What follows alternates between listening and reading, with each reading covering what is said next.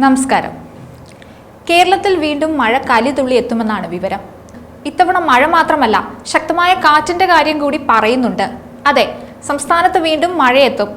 ഈ മാസം വിവിധ ജില്ലകളിൽ ഇടിമിന്നലോട് കൂടിയ മഴയ്ക്ക് സാധ്യതയെന്നാണ് കേന്ദ്ര കാലാവസ്ഥാ വകുപ്പ് അറിയിച്ചിട്ടുള്ളത്.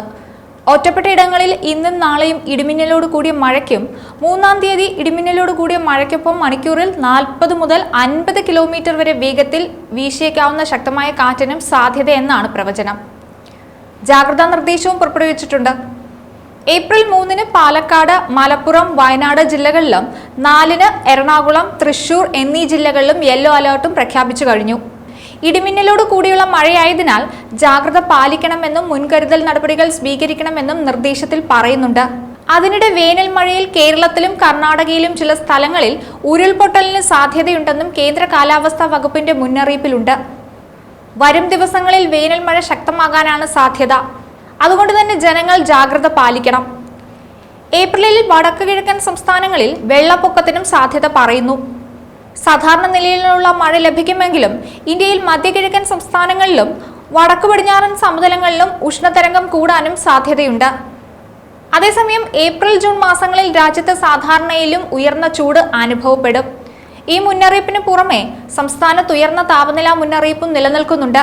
ഉയർന്ന ചൂട് സൂര്യാഘാതത്തിനും സൂര്യതാപത്തിനും നിർജ്ജലീകരണം തുടങ്ങിയ ഗുരുതരമായ പ്രശ്നങ്ങളിലേക്കുമൊക്കെ കൊണ്ടെത്തിക്കും. അതുകൊണ്ട് തന്നെ ഗുരുതരമായ ആരോഗ്യ പ്രശ്നങ്ങൾക്കും കാരണമാകും. ചൂട് കൂടുന്നത് കൊണ്ട് മുൻകരുതലുകൾ എടുക്കാൻ മറക്കരുത്. പുറത്തേക്ക് ഇറങ്ങുമ്പോൾ കുട എടുക്കുക. ധാരാളം വെള്ളം കുടിക്കാൻ ശ്രമിക്കുക. ചൂട് കൂടുതലുള്ള സമയങ്ങളിൽ കഴിവതും യാത്ര ഒഴിവാക്കുക.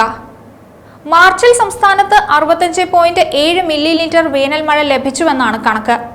2017-ന് ശേഷം മാർച്ചിൽ ഏറ്റവും അധികം വേനൽ മഴ ലഭിക്കുന്നത് ഇത്തവണയാണ്. 121 മില്ലിമീറ്റർ മഴ ലഭിച്ച കോട്ടയമാണ് ജില്ലകളിൽ മുന്നിൽ. കാസർഗോഡ് ഒഴികെ മറ്റെല്ലാ ജില്ലകളിലും സാധാരണ മാർച്ചിൽ ലഭിക്കുന്നതിനേക്കാൾ കൂടുതൽ മഴ ലഭിച്ചിട്ടുണ്ട്. കാസർഗോഡ് ജില്ലയിൽ ആകെ ലഭിച്ചത് 6 മില്ലിമീറ്റർ മഴ മാത്രമാണ്. അതായത് 62% കുറവ് രേഖപ്പെടുത്തിയിട്ടുണ്ട്.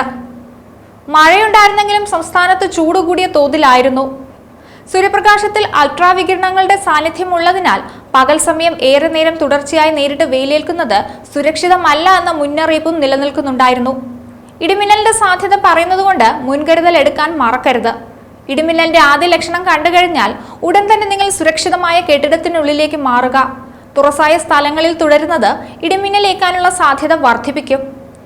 ശക്തമായ കാറ്റിനും ഇടിമിന്നലിനും സാധ്യതയുള്ള ഘട്ടത്തിൽ ജനലും വാതിലും അടച്ചിടാൻ പ്രത്യേകം ശ്രദ്ധിക്കണം. വാതിലിനും ജനലിനും അടുത്ത് നിൽക്കാതിരിക്കുക. കെട്ടിടത്തിനകത്ത് തന്നെ ഇരിക്കാൻ പരമാവധി ശ്രമിക്കുക. ഭിത്തിയിലോ തറയിലോ സ്പർശിക്കാതിരിക്കാൻ ശ്രദ്ധിക്കുകയും വേണം.